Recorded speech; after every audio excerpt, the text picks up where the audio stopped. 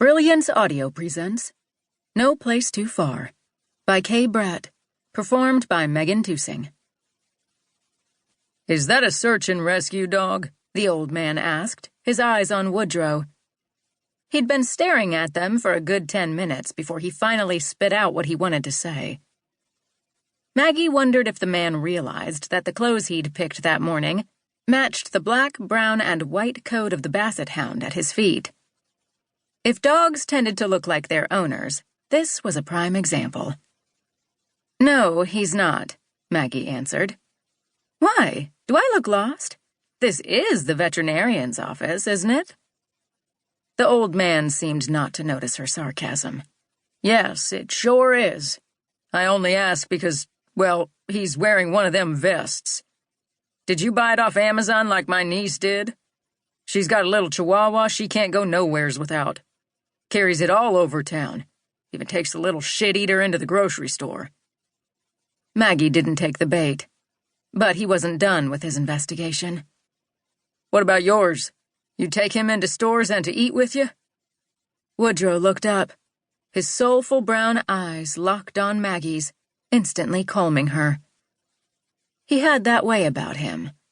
She could feel one tiny trigger of irritation or nervousness, and a look from him could dissolve it. Unless it was warranted, then he was as alert as could be, ready to protect.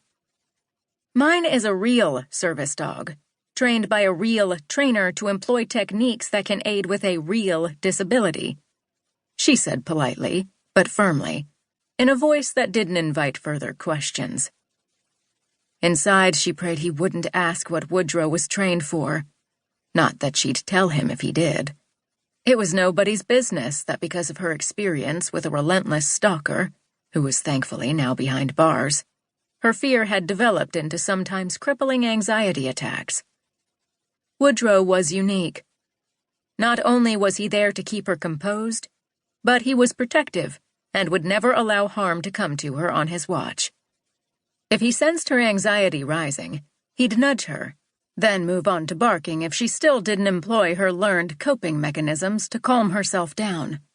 If all else failed, and she went into a full-blown panic attack, he knew how to lead her out of a building if possible, and could even keep people away from her until she felt safe again. He'd only had to do it once, when a crowd at a craft festival she thought she could handle overwhelmed her, and she couldn't get away fast enough. That day, she'd sat down and covered her eyes, crying and shaking. Each time someone approached to help, which would have made things worse, Woodrow used his body to shield Maggie and keep strangers at bay. When she was calm enough, he led her away from the people to a quiet area. She'd bought him a steak that night, and he ate it while she praised him and thanked the universe that her son, Charlie, hadn't been with her.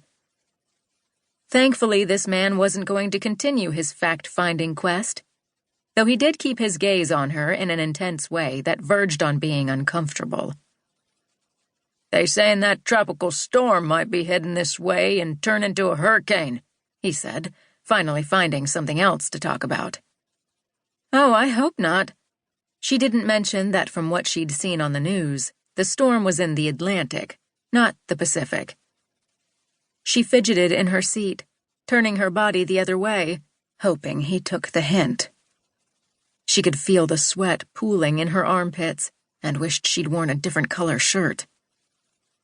At her feet, Woodrow shifted and leaned against her leg. He gave her a nudge of comfort, his usual reaction to the anxiety that oozed off her in waves of anticipation. Maggie's best friend, Quinn, couldn't believe how nervous Maggie was to talk to Dr. Starr. It wasn't as though she were interviewing to be a rocket scientist. She'd been a vet tech for 7 years before changing over to public relations, so she had the required certification and the experience. Still, her desperation to land the job was sending her back 10 years into a fresh-out-of-college scatterbrain with no self-confidence.